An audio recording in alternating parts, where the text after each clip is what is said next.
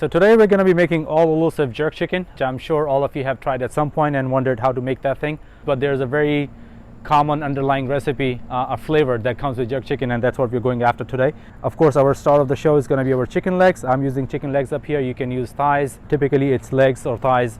Another thing that is very common in jerk chicken is we're going to be using habanero pepper. So if you have come across these things before, you would know these things carry quite a punch. They're very spicy. If your jalapenos are 2 on a scale of 1 to 10 on spiciness, this thing stands at probably 5, 6, if not more. So we're going to be using probably 2 or 3 of these, but don't get scared. With everything else mixed in, it's going to be very well balanced.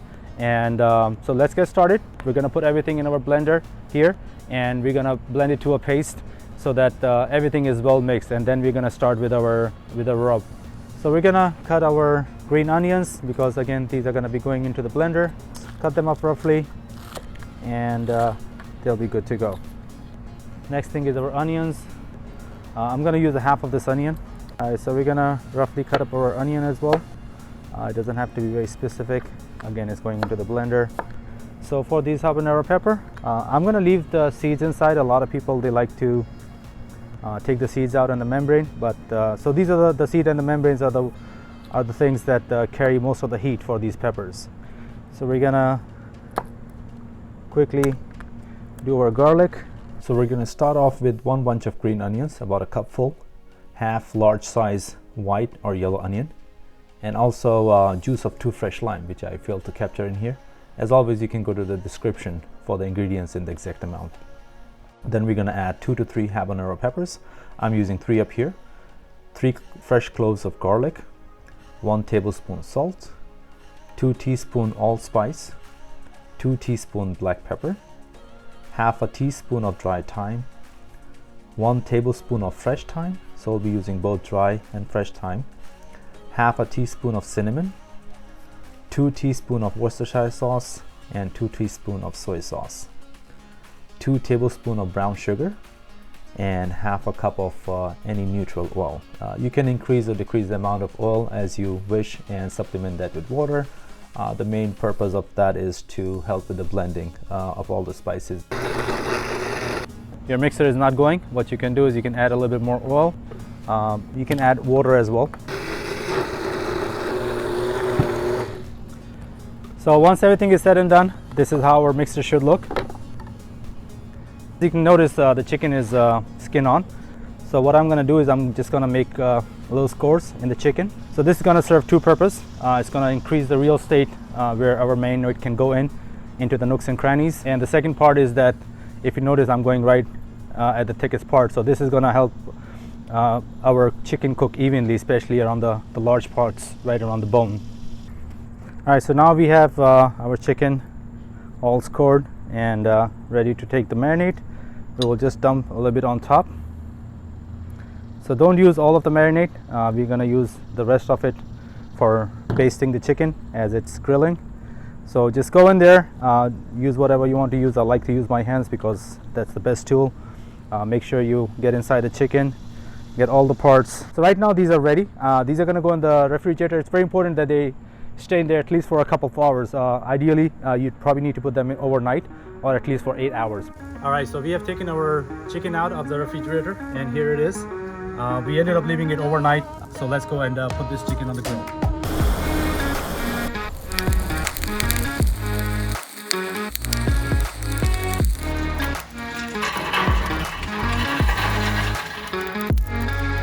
If you notice a look at the grill, come take a look in there.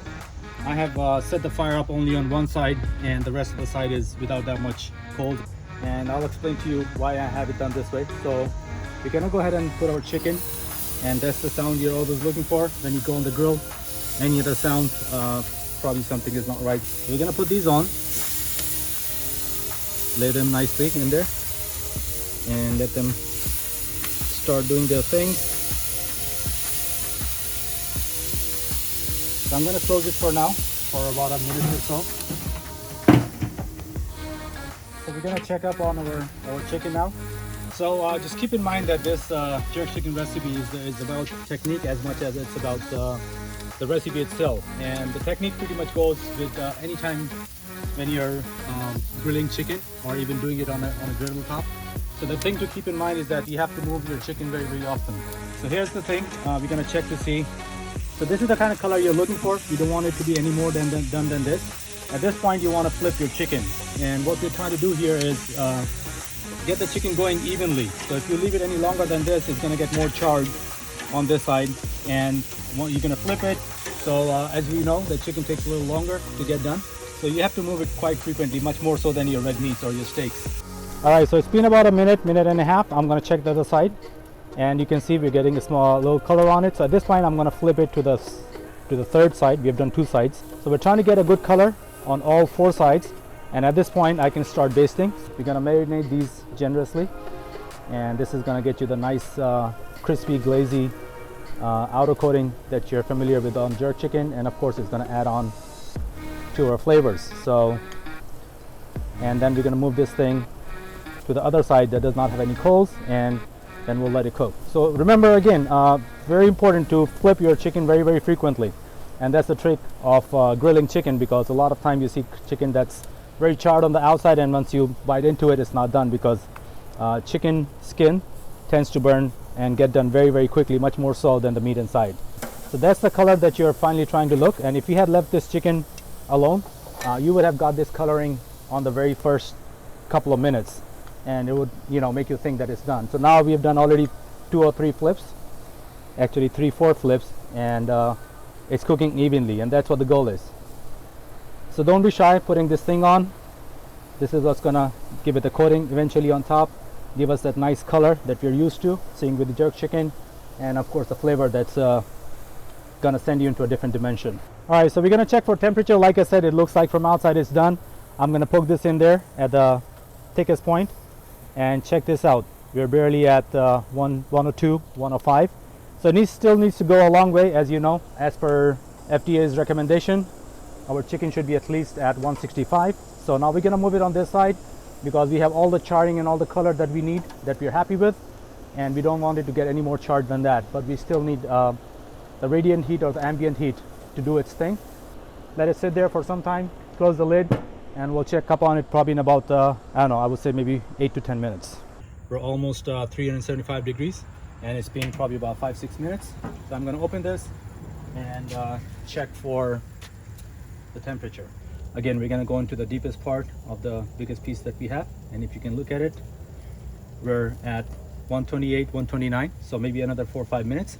At this point, I'm gonna baste it one more time, because again, this is the goodness that you're looking for on top, and there's no harm in slopping more of this stuff on any side before turning it.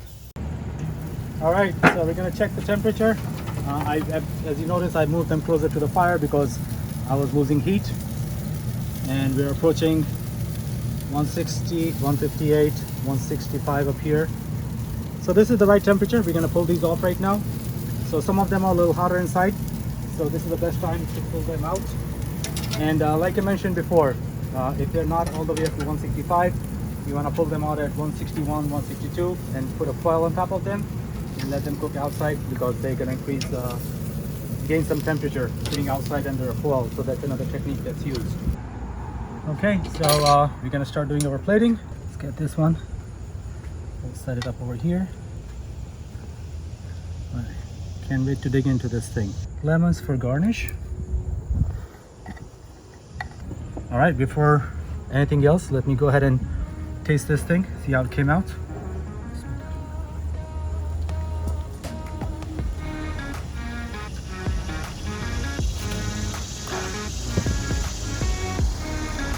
Okay, just as I was expecting.